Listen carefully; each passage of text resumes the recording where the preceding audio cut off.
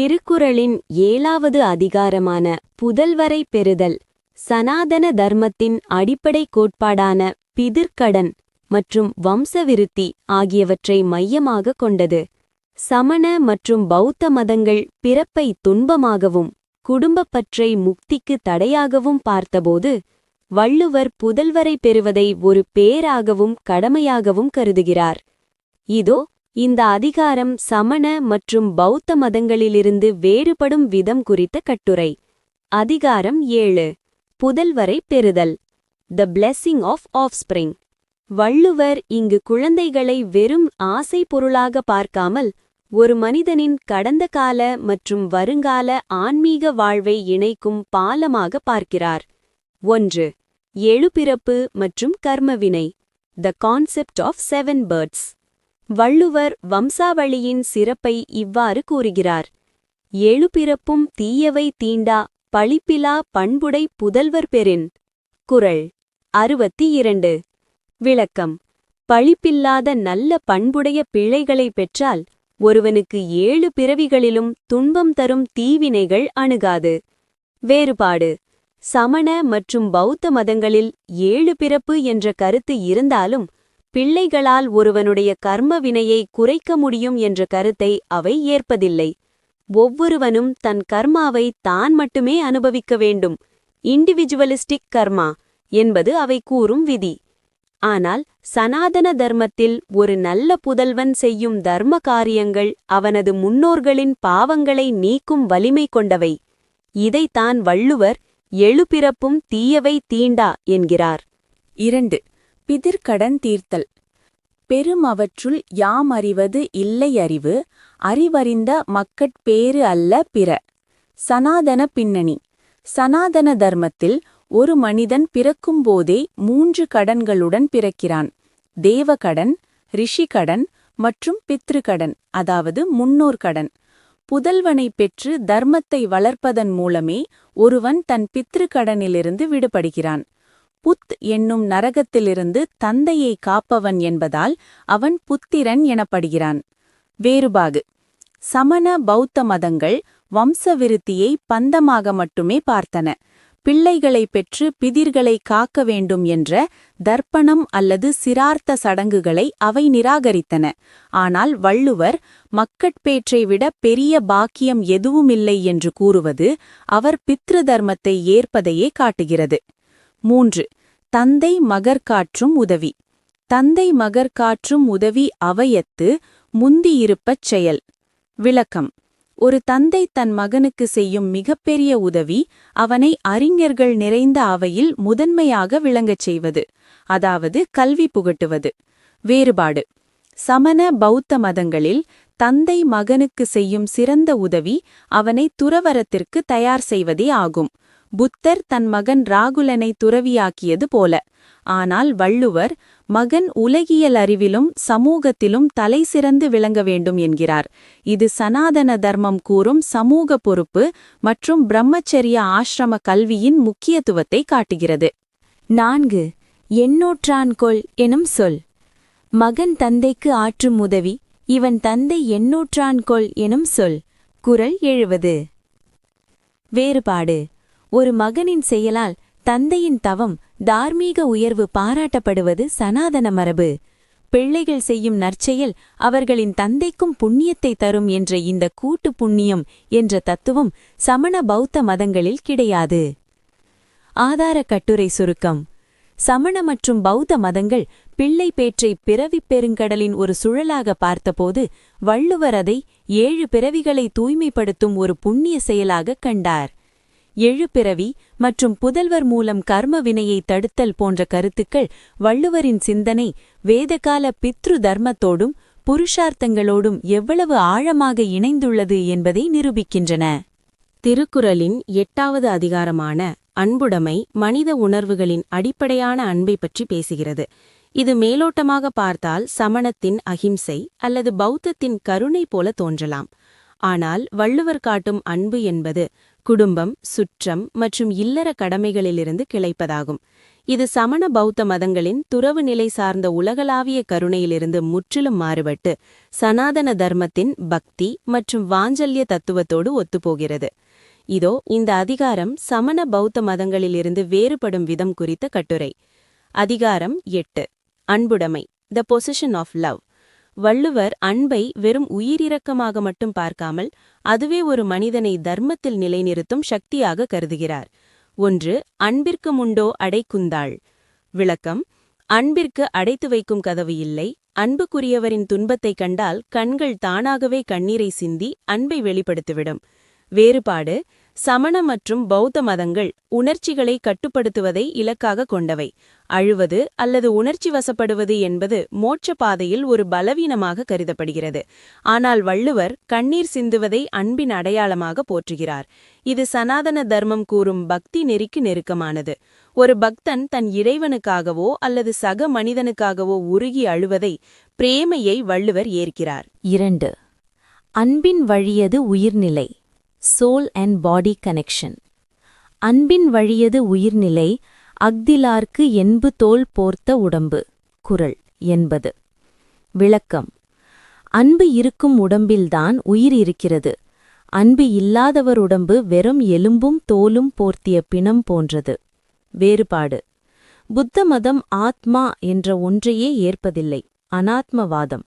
அவர்கள் உடலை வெறும் 5 ஸ்கந்தங்களின் தொகுப்பாக பார்க்கிறார்கள். ஆனால் வள்ளுவர் உயிர்நிலை என்று ஒரு நித்தியமான ஆன்மாவை குறிப்பிடுகிறார். அந்த ஆன்மா அன்பினால் இயங்குகிறது என்பது சனாதன தர்மத்தின் ஜீவாத்மா தத்துவமாகும். 3. அறத்திற்கும் அன்பே துணை.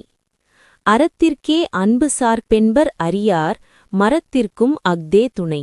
குறள் 76. விளக்கம்: அறியாதவர்கள் அன்பு அறத்திற்கு மட்டுமே துணை என்பார்கள். ஆனால் வீரத்திற்கும் அன்பே அடிப்படை. வேறுபாடு: சமண மதம் மரத்தை மறவே மறுக்கிறது. அது தீவிர அஹிம்சையை வலியுறுத்துகிறது. ஆனால் சனாதன தர்மத்தில் தர்மத்தை காக்க ஒரு ஷத்திரியன் போர் புரிவது ஷத்திரிய தர்மம், அன்பின் அடிப்படையிலேயே செய்யப்பட வேண்டும். உதாரணம்: அர்ஜுனனுக்கு கண்ணன் காட்டிய வழி. தன் நாட்டையும் தர்மத்தையும் காக்க வேண்டும் என்ற அன்பே வீரத்திற்கு வித்தாகிறது. வள்ளுவரின் இந்த மரம் சார்ந்த பார்வை சமண பௌத்த மதங்களில் கிடையாது. 4. எலும்பில்லாத உயிரை வெயில் காய்வது போல. என்பில் அதனை வெயில் போலக் காயுமே, அன்பில் அதனை அறம். குறள் 77. வேறுபாடு: சமணத்தில் அறம் என்பது ஒரு இயந்திர ரீதியான வினை, லா ஆஃப் கர்மா. ஆனால் வள்ளுவர் அறத்தை ஒரு நீதிபதியாக, டிவைன் ஜஸ்டிஸ் ஆக உருவகப்படுத்துகிறார். அன்பு இல்லாதவனை அறம் தண்டிக்கும் என்பது சனாதன தர்மத்தில் யமதர்மன் அல்லது ஈஸ்வரன் தர்மத்தை மீறுபவர்களை தண்டிப்பார் என்ற கருத்தோடு ஒத்துப்போகிறது. ஆதார கட்டுரை சுருக்கம்: சமண பௌத்த மதங்களில் கருணை என்பது ஒரு பற்றற்ற ஒரு நிலை, டிட்டாச்ட் கம்பேஷன். ஆனால் வள்ளுவர் காட்டும் அன்பு என்பது இல்லறம், சுற்றம் மற்றும் வீரத்தோடு பிணைக்கப்பட்ட பற்றுள்ள அன்பு. எலும்புத்தோல் போர்த்த உடம்புக்கும் உயிர்நிலைக்கும் உள்ள தொடர்பை அவர் கூறுவது சனாதன தர்மத்தின் ஆத்ம தத்துவத்தை அடிப்படையாக கொண்டது. வீரத்திற்கு அன்பு தேவை என்ற வாதம் வள்ளுவர் சனாதன தர்மத்தின் தர்மயுத்த கொள்கையை ஏற்றுக்கொண்டவர் என்பதை உறுதிப்படுத்துகிறது. திருக்குறளின் 9வது அதிகாரமான விருந்தோம்பல் சமண மற்றும் பௌத்த மத கோட்பாடுகளிலிருந்து முற்றிலும் விலகி சனாதன தர்மத்தின் அதிதி யக்ஞம் என்ற வேள்வி முறையை அப்படியே முன்வைக்கிறது. இந்த அதிகாரத்தில் வள்ளுவர் பயன்படுத்தும் கலைச்சொற்களும் அவர் காட்டும் பலன்களும் வைதீக நெறியின் அடையாளங்களாகும். இதோ விருந்தோம்பல் அதிகாரம் சமண மற்றும் பௌத்த மதங்களிலிருந்து வேறுபடும் விதம் குறித்த கட்டுரை. அதிகாரம் 9. விருந்தோம்பல், ஹாஸ்பிட்டாலிட்டி as a sacrifice. வள்ளுவர் விருந்தோம்பலை ஒரு சமூக பண்பாக மட்டும் பார்க்காமல் அதை ஒரு தெய்வ வழிபாடாக மாற்றுகிறார். வேள்வி என்ற கலைச்சொல், த கான்செப்ட் ஆஃப் யக்ஞா. வள்ளுவர் இவ்வதிகாரத்தில் விருந்தோம்பல் என்பதை ஒரு வேள்வி, யாகம் என்று அழைக்கிறார். இருந்தோம்பி இல்வாழ்வதெல்லாம் விருந்தோம்பி வேளாண்மை செய்தற் பொருட்டு. குறள் 81. வேறுபாடு. சமண மற்றும் பௌத்த மதங்கள் வேள்வி அல்லது யாகம் என்ற கருத்தாக்கத்தையே எதிர்த்தமை. குறிப்பாக மிருகபலி இல்லாத வேள்விகளையும் கூட அவை சடங்கு ரீதியாக ஏற்கவில்லை. ஆனால் வள்ளுவர் இல்லறம் நடத்துவதன் நோக்கமே விருந்தினரை உபசரிக்கும் வேள்வி செய்வதுதான் என்கிறார். இது சனாதன தர்மத்தின் பஞ்ச மகா யஜ்ஞங்களில் ஒன்றான நிருயஜ்ஞம், மனிதாபிமான வேள்வி என்பதன் நேரடி பிரதிபலிப்பு. 2. திருமகளும் தேவர்களும். வள்ளுவர் விருந்தோம்பல் செய்பவனுக்கு கிடைக்கும் பலனாக மகாலட்சுமியின் அருளையும் தேவர்களின் மதிப்பையும் குறிப்பிடுகிறார். அகன் அமர்ந்து செய்யாள் உரையும் முகனமர்ந்து நல் விருந்தோம்புவான் இல். குறள் 84. விளக்கம்.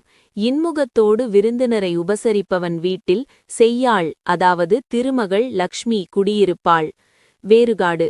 சமணமும் பௌத்தமும் லக்ஷ்மி போன்ற தெய்வங்களை முக்திக்கு தேவையானவர்களாக கருதுவதில்லை. ஆனால் வள்ளுவர் இல்லறத்தானுக்கு செல்வமும் மங்களமும் தரும் தெய்வமாக திருமகளை குறிப்பிடுகிறார். மேலும் விருந்தோம்பல் செய்பவன் வானத்தவர்க்கு நல் விருந்து என்று குறள் 86 என்கிறார். இது அதிதி தேவோபவ என்ற சனாதன தத்துவத்தின் வெளிப்பாடு. 3. அமிழ்தமும் பகிர்ந்துண்ணலும். விருந்து புறத்ததாத் தானுண்டல் சாவா மருந்தெனினும் வேண்டற்பாற்றன்று. குறள் 82. விளக்கம். சாகாவரம் தரும் அமிழ்தமே கிடைத்தாலும் விருந்தினர் வெளியே இருக்கும்போது தான் மட்டும் உண்பது அறமாகாது. சனாதன பின்னணி. அமிழ்தம் என்பது பார்க்கடலை கடைந்து எடுக்கப்பட்டதாக புராணங்கள் கூறுகின்றன. தேவர்களுக்கே உரிய அதைவிடவும் விருந்தினர் முக்கியம் என்கிறார் வள்ளுவர். வேறுபாடு. சமணத்தில் உணவு என்பது கர்மாவை கழிப்பதற்காக உடலுக்கு தரப்படும் ஒரு எரிபொருள் மட்டுமே. ஆனால் சனாதன தர்மத்தில் உணவு என்பது அன்னம் பிரம்மா, அதாவது உணவே கடவுள். அதை விருந்தினருக்கு படைத்த பின் உண்பது யக்ஞசேஷம் எனப்படும். வள்ளுவர் மிச்சில் மிசைவான் என்று குறிப்பிடுவது இந்த வைதீக கோட்பாட்டையே. 4. தகுதி அறிதல். Vessel of merit. விருந்தின் துணை வேள்வி பயன். குறள் 87. வேறுபாடு. சமண பௌத்த மதங்களில் தானம் என்பது கொடுப்பவரின் மனநிலையை மட்டுமே பொறுத்தது. ஆனால் சனாதன தர்மத்தில் பாத்திர தானம், தகுதியுள்ளவருக்கு கொடுத்தல் முக்கியம். வந்த விருந்தினரின், குறிப்பாக துறவிகள் பிரம்மச்சாரிகள் தகுதிக்கு ஏற்பவே அந்த வேள்வியின் பயன் அமையும் என்ற வள்ளுவரின் கூற்று சனாதன தர்மத்தின் தகுதி அறிந்து ஈதல் என்ற விதியை பின்பற்றுகிறது. ஆதார கட்டுரை சுருக்கம். விருந்தோம்பலை ஒரு வேள்வி என்று அழைப்பதும் அதில் செய்யாள் லக்ஷ்மி மற்றும் வானத்தவர் தேவர் ஆகியோரை தொடர்புபடுத்துவதும் வள்ளுவரின் சனாதன சிந்தனைக்குச் சான்றாகும். சமண பௌத்த மதங்கள் புறக்கணித்த யக்ஞ கலாச்சாரத்தை வள்ளுவர் இல்லறத்தின் அடிப்படை தர்மமாக மாற்றினார். இது அம்மதங்களின் நிர்வாண பாதையை விட சனாதன தர்மத்தின் கர்ம மற்றும் பக்தி பாதைக்கு மிகவும் நெருக்கமானது.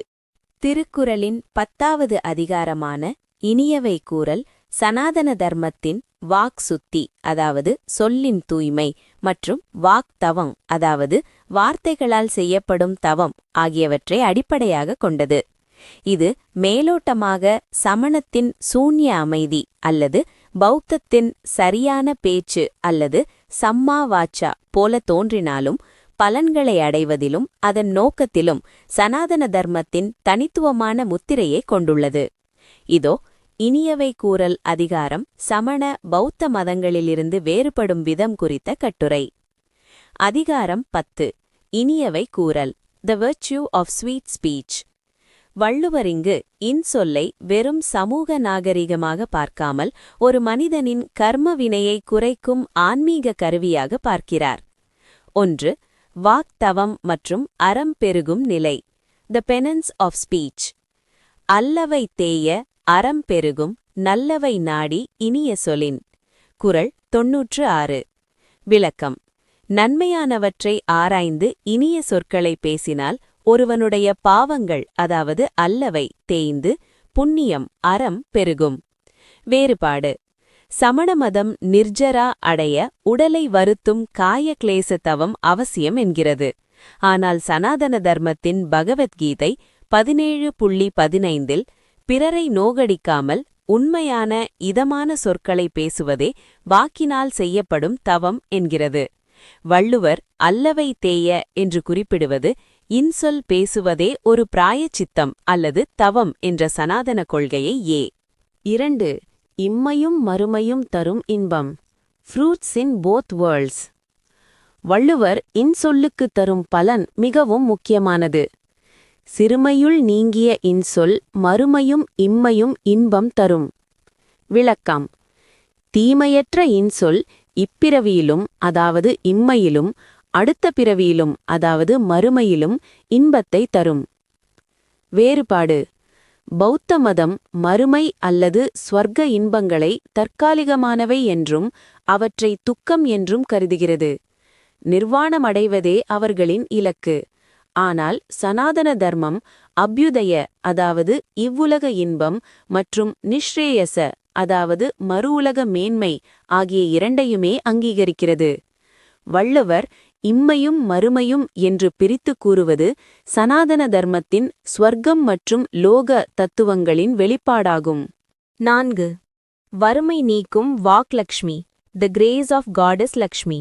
துன்புருவும் துவ்வாமை இல்லாகும் யாரொட்டும் இன்புருவும் இன்சொல் அவர்க்கு. குறள் 94. விளக்கம்: அனைவரிடமும் இன்சொல் பேசுபவனுக்கு வறுமை அணுகாது. சனாதன பின்னணி: சனாதன தர்மத்தில் நாவில் சரஸ்வதியும் லக்ஷ்மியும் வசிக்கிறார்கள். இன்சொல் பேசுபவனிடம் வாக்லக்ஷ்மி கடாட்சம் இருக்கும் என்பது நம்பிக்கை. வேறுபாடு: சமண பௌத்த மதங்கள் வறுமையை துறவரத்திற்கு வசதியாகவே பார்த்தன.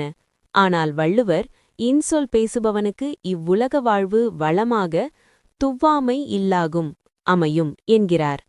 இது சனாதன தர்மத்தின் சமூக வளம் மற்றும் அறவாழ்வு என்ற சமநிலையை காட்டுகிறது.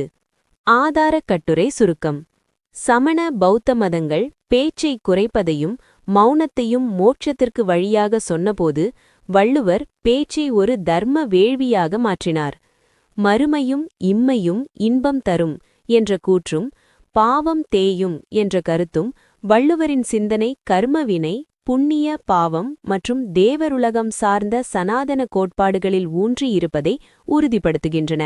முடிவுரை: இந்த முதல் 10 அதிகாரங்களை ஆய்வு செய்ததில் வள்ளுவர் சமண பௌத்த மதங்கள் முன்வைத்த துறவு மற்றும் வெறுமை நெகேஷன் பாதையை விட சனாதன தர்மம் முன்வைக்கும் அறம் சார்ந்த இல்லறம் மற்றும் வேள்வி அஃபர்மேஷன் பாதையையே உயர்த்தி பிடிக்கிறார் என்பது தெளிவாகிறது. AI உதவியுடன் தொகுத்து வழங்குவது சுவாமி வித்யானந்தா, கன்னியாகுமரி. வாட்ஸ்அப் குருவில் இணைய 9789374109.